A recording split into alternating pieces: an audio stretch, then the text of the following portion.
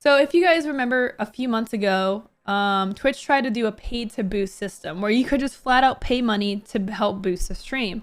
So they basically rebranded it as a boost train where you're still paying money to help a stream get boosted. It's in testing, so it's not rolled out to everyone, and I don't know if I have it. The biggest problem I have with this whole concept is the fact that there is the boosts suck. Boosting sucks right now because you don't know when you're getting boosted. It's totally broken and you don't know if it works. If they can't show that the boost train actually is effective in some impactful way, like average TCV increases, viewers, like engaged chatters increases over time, like, I mean, they can't even prove that for the front page, and that is the most boosted that you can get. So I would like to see some data of like, if someone is gonna pay, whether it's the streamer or the viewer, we can debate about that. If someone's gonna pay to have their stream be more discovered on Twitch, they need to show how it's going to affect, that it is effective. That's a big thing. Someone I know is a marginalized streamer and their content was sent to transphobes and racists who then formed their stream. Yeah. I mean, that's unfortunately the problem of like a marginalized streamer getting any sort of elevated discoverability. Also, hi Kale. But yeah, I want to see that it works. What was the other part to this that oh, why can't they just fix their discoverability as is? Why do we have to pay for them to have their site be good?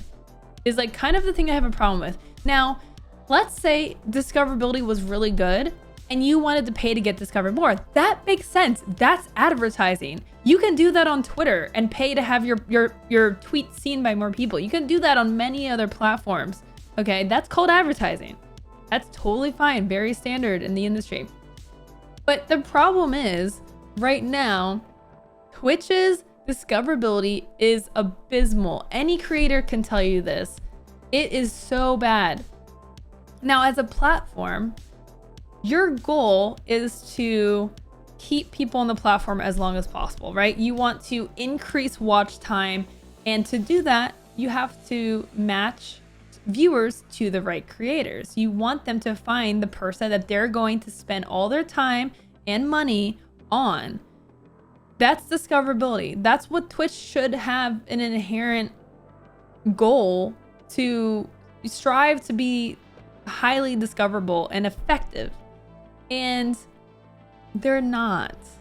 So why are they trying to push this like pay to get discovered system when there's no trust in their discoverability? So why would I want to encourage people to pay, or why would I want to pay to get matched with people who aren't going to be the right match for me?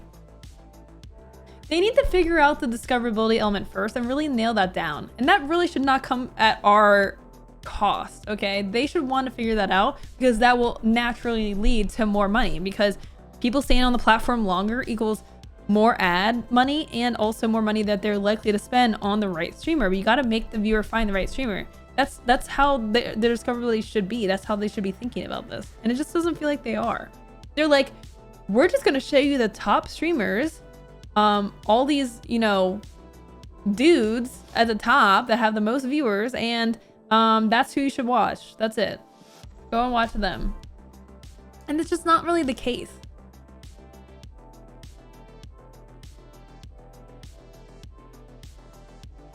What's up, Techno? How's it going?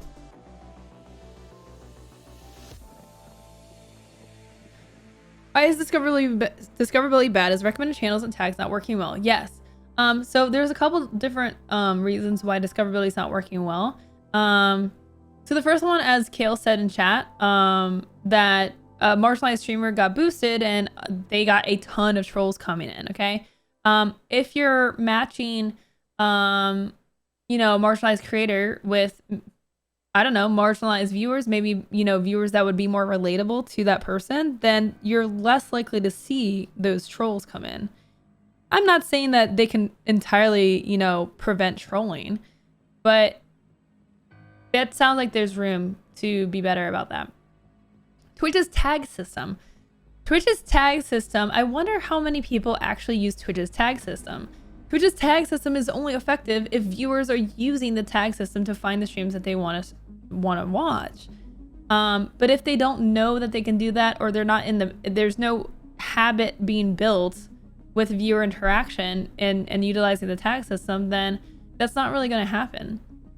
I think what Twitch should do is when you sign up for Twitch, you like you can with Twitter. Twitter does this very same thing where you pick the topics or tags that you're interested in. Either identity, types of games you like to watch, you know, any of these types of tags, type of content, and that will help their recommendation system so that the viewers have done this during onboarding. They have defined what tags they're interested in, and Twitch is more likely to serve relevant streams to that person. Again, Twitter does this when you sign up. You select what topics you're interested in, what people you already want to follow. So Twitch could do that.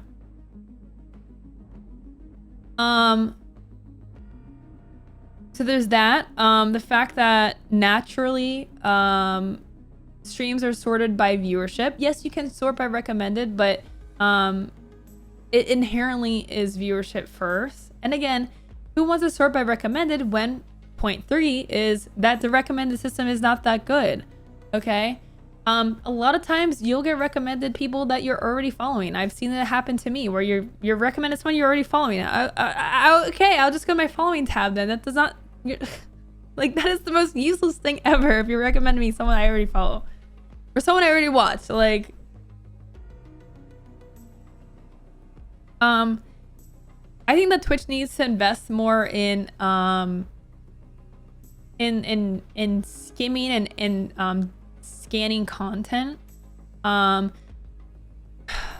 They acquired, do you guys remember, I think it was called Bebo, I think it was. They used to be really back in the day were like some sort of chat messaging system, but then more recently, in the recent times, it was kind of confusing what they were trying to do. But basically, they were developing technology so that they could scan the stream and be able to identify, oh, this was like an epic kill. Like, let's bookmark that. Oh, they're playing, their class for WoW is Rogue. Let's use that as like a tag. So that, and you can kind of see this in some categories, like I think like Hearthstone. Some Blizzard categories, I think they've had this integration where you can go, I think Magic might have this as well, where you can go and see, oh, I want to watch someone playing as, you know, like Jaina or something, like, you know, and you can actually search by that or be shown that. So anyways, I think that they can kind of basically scale that out to analyzing people's chats and content, the things they talk about, the way they interact, you know, the way their community engages, and be able to kind of improve their algorithm a bit. But I'm not like an expert at this, so I can only provide like I think, you know, more superficial suggestions. Twitch is following from pages so terrible I use just an extension to see who is live. My discoverability comes from raids and looking at specific games. Yeah, my recommended list has mostly people I already follow.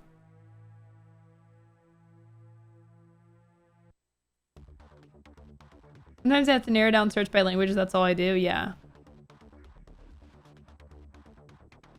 But the thing is, like, a lot of people don't even realize, like, you can do that. And as a viewer, if you're not utilizing the tag system, then as a streamer, there's no point in using the tag system. Now, I would not advocate for a streamer to just disregard the tag system, because any opportunity for discoverability is worth doing, especially if it's low effort.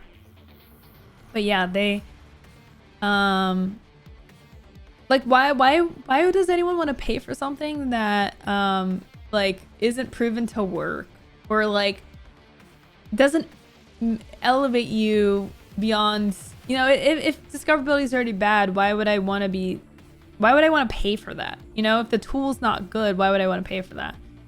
So I wish that they would spend more time talking about their system and how it works and what's working and what's not, and improving the discoverability as a whole before they actually just try to get more money out of us. Not an expert, says the CEO of streaming. So this happened last week. I had a troll not come in, but it was on Twitter, and they're like, what are you, the CEO of streaming? Because I was like, you know, giving streaming advice as I have been doing for the last 8 years, give or take. Like, what are you, the CEO of streaming? Who do you think you are? And I was like, CEO of streaming. I like this. I hadn't thought about this before. I'm gonna go with this. So now I added in my profile CEO streaming in my tag, in my Twitter bio, not my bio, like my nameplate basically. It's like Loco, CEO of streaming, and it's actually worked out pretty well. I got a sponsored offer from a company wanting to work with the CEO of streaming, which was amazing, like literally days later. And so, you know, it's just only been giving me good things. I've been getting more opportunities and more attention, and I'm getting discovered more, so I don't see why I should turn that off. What does CEO mean? Chief Executive Officer. That's great. I know, it's funny. It's so funny. So I'm like, okay, well, I'm just rolling with this. I'll probably take it off eventually, but I'm not very motivated to take it off because it seems like it's working really well. No, it's not that they believe it's real King Solar, but it's but it gets their attention, and it gets them to see what I'm all about. And especially for companies that want to engage with other streamers, they probably do want to talk to someone who understands the space. So it's not like they don't understand what I'm like, what's happening.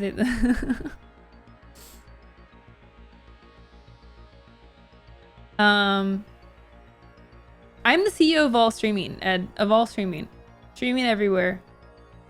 I'm just the CEO of it, okay?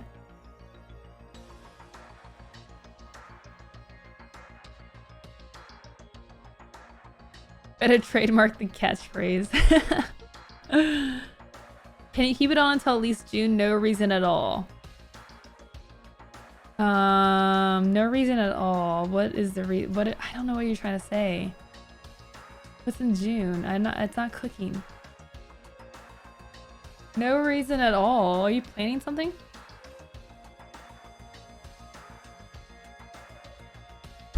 Oh, also, I did a thing with my Twitter. So on Twitter, you can basically choose to not get notifications for certain types of accounts. And there's a whole list of them. It's if they don't follow you, if they have no profile picture, if they have not a verified email address, you know, it's just blah, blah. There's like a couple of different ones that you can do. And that is amazing. As someone who is starting to really get burnt out with Twitter, because of people trying to start arguments on every tweet. And it's funny because I'm not the only one who notices that I have this happen, which is really validating because I'm losing my freaking mind with Twitter. I basically decided to turn on the option that if you don't follow me, I will not get a notification, which means I don't have to see what people say if they respond to my tweets and they're not following me. They don't. Basically, if you're not following me, it's like you don't know me. You're not taking me seriously. You're not being genuine usually. And so all of these reasons make it so that when, you know, it is really mentally freaking draining. It is so mentally draining.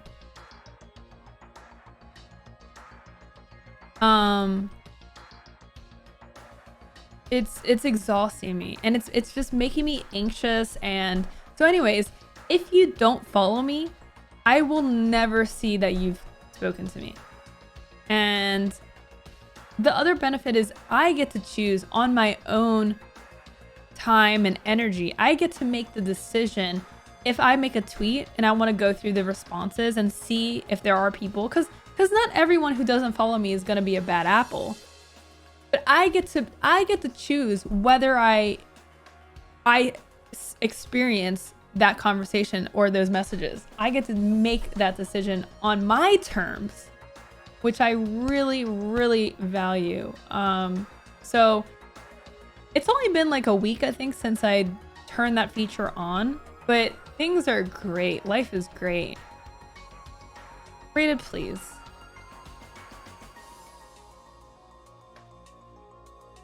Schmoes, thank you so much.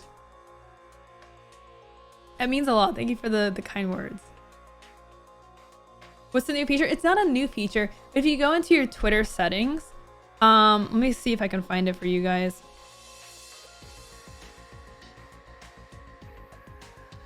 If you go into your settings and privacy and then go to notifications and then go to filters, you can turn on a basic quality filter if you want.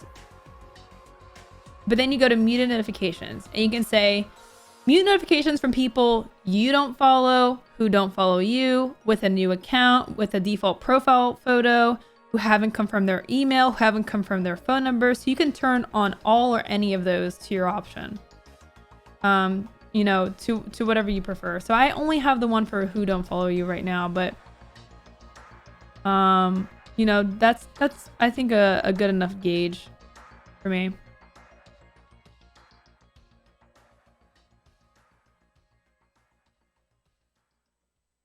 So, not having to see arguments from people posting in bad faith sounds liberating. Yes. I mean, that's the whole thing. Like, it is really so that I don't have to... Because the thing is, like, the problem is, it's not one person. Okay? It's not one person that's coming in and trying to argument on every tweet, because that's easy. I just block them, I mute them, whatever. It is a culmination of individual people. It's never the same person. So I post a tweet and at least one person will disagree. And over time, that becomes exhausting, especially when I choose to like engage in the disagreement. I'm starting to just not.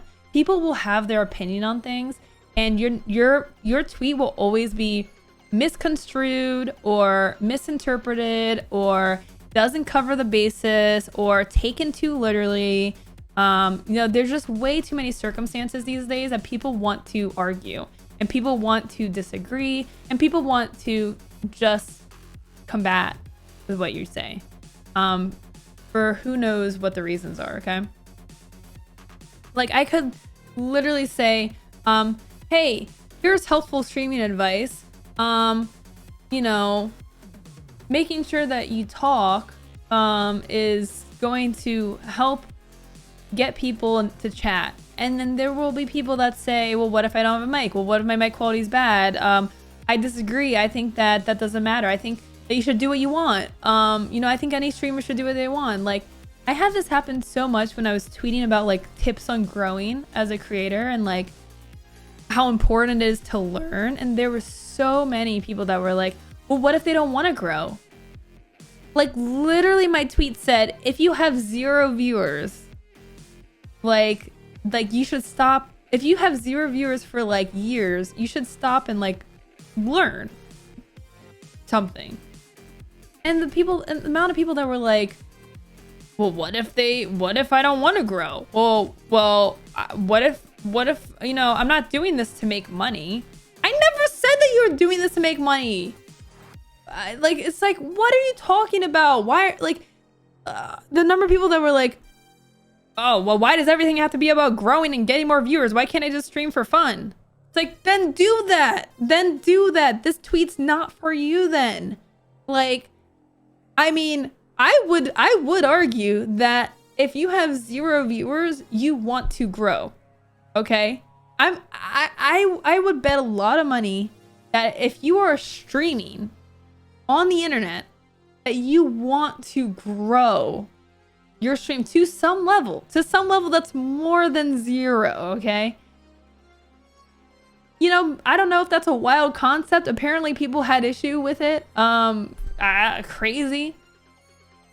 But it's like, if you are reading something and it doesn't resonate with you, you can just not say anything. You don't have to say something every time you have a thought in your head. Like, you don't have to. I don't want to hear it. If you read my tweet and you can't relate to it, just move on. Just move on. I'm talking to people who are going to relate with this tweet. There are people out there, believe it or not, who do want more than 0 viewers, who will find some way to resonate. Because you know what? The reason I tweet these things, I don't just pull these tweet ideas out of my ass. I listen and I look and I learn and I see and I experience these situations. And my tweet has come from a place of, I have seen the situation and I want this message to get out to more people. That's why I tweet the things that I do. And so this message will resonate with people, believe it or not. It's just not you, and that's fine. Move on. There's so many tweets, just keep scrolling. You don't have to stop. You don't have to argue. You're wasting your time. You're wasting my energy. And you're just not contributing anything valuable to the conversation. Like, good for you. Wow, good for you. You don't care about having more than 0 viewers. What do you want? A freaking trophy? Like, go away. I don't want to hear it. It's just way too draining. To have it happen on every single tweet is like, it is exhausting me. Are people on Twitter like, I must interact with everything or something? Yes. If you decide to stream, you probably want more people to watch than 0 people. Why can't I want 0 viewers? So yeah, I'm hoping that this new notification setting really helps with this problem that I'm having, this just draining experience that Twitter is giving me. It's giving me like anxiety too.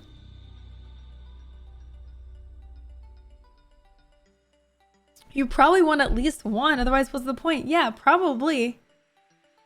Yeah, I know that I'll only get more and more of these types of interactions, because as my tweets reach more people, there's just more people with more opinions that want to express their opinions.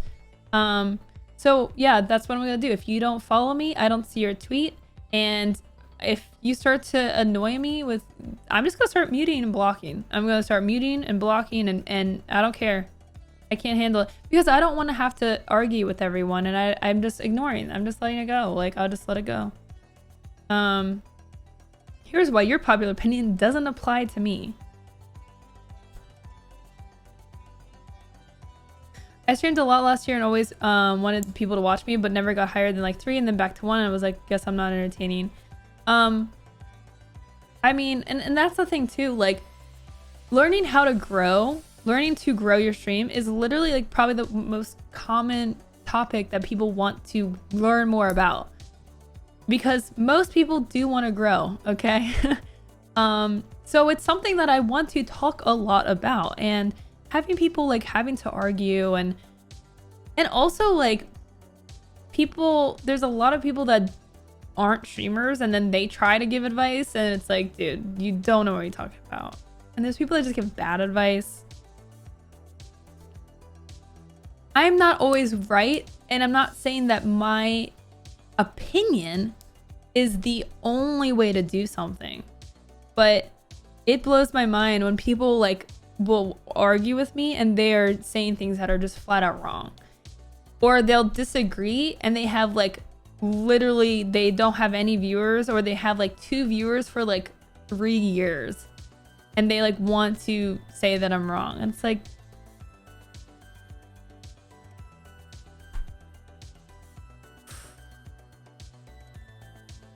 first time in a boosted stream. This is sick. Yeah, I don't know, Cookie, what's going on. I don't think I'm getting boosted. This is pretty much my viewership, and I haven't even seen any new faces too much. So a couple new faces, but not too much. If you are new here, make sure to hit the follow button. Yeah, we did talk about the slap binary. We did. We had a really great discussion about the slap. So if you missed it, it's basically our first discussion of the day. And I think it was a really good discussion. I think it's worth listening to. So I would check that out. I just hit follow thanks to the boost. Oh my god, no you didn't. I'm a new face, but I was already following you, so not technically from the boost. Gotcha. That's fair. I didn't even do a going live tweet today. I forgot. I'm sorry. I'm a bad streamer. What if disagreeing party has valid arguments and logic behind their point? Yeah, I mean, that's fine, Mamba. Well, if I engage with it, that's gonna depend on my energy level, but that's like but again, that's a whole different thing. Like, I'm clearly talking about people that have either no valid opinion, they're trying to approach it in bad faith, or they're just trying to antagonize. There was an alert on the Discord server. Yeah, my mods got me. Does everyone get candy anyways because you forgot to tweet? Yeah, give everyone 1 candy.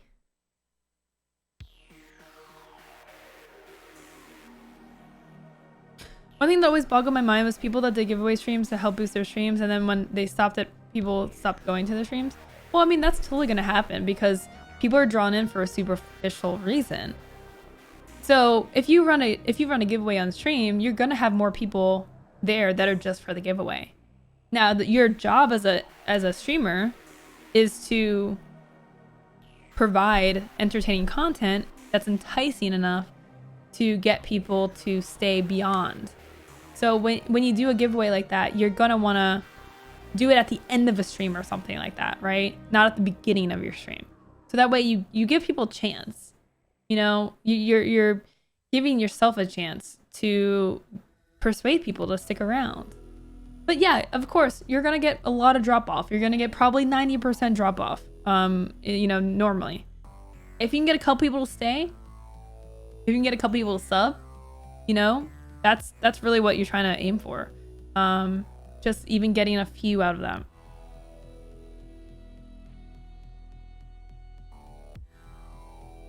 The giveaway is ideally marketing and brings in eyes. Yeah, I mean, for sure. Absolutely.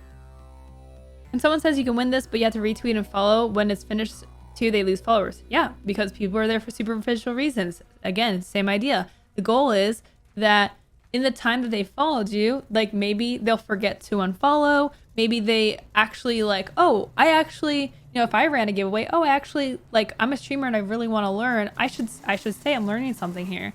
So that's the whole idea. So like if you're running giveaways, I would try to run something that kind of maybe targets who you're trying to bring in. And that can be tricky, but like if you're big into Star Wars, then you would probably it would make sense that, let's say you're gonna play the new Star Wars game that's coming out. You could give away a copy of the game or some sort of limited edition Star Wars figurine or some Star Wars art or something. You're gonna bring in people that has a lot of layers because you're playing the Star Wars game, so you're gonna get more viewership. That's more discoverability for a new game. You also really like Star Wars, so you're gonna be talking about it. You maybe have some Star Wars things behind you. That's gonna draw people in and get people interested. And so you might get more people to stay because of them.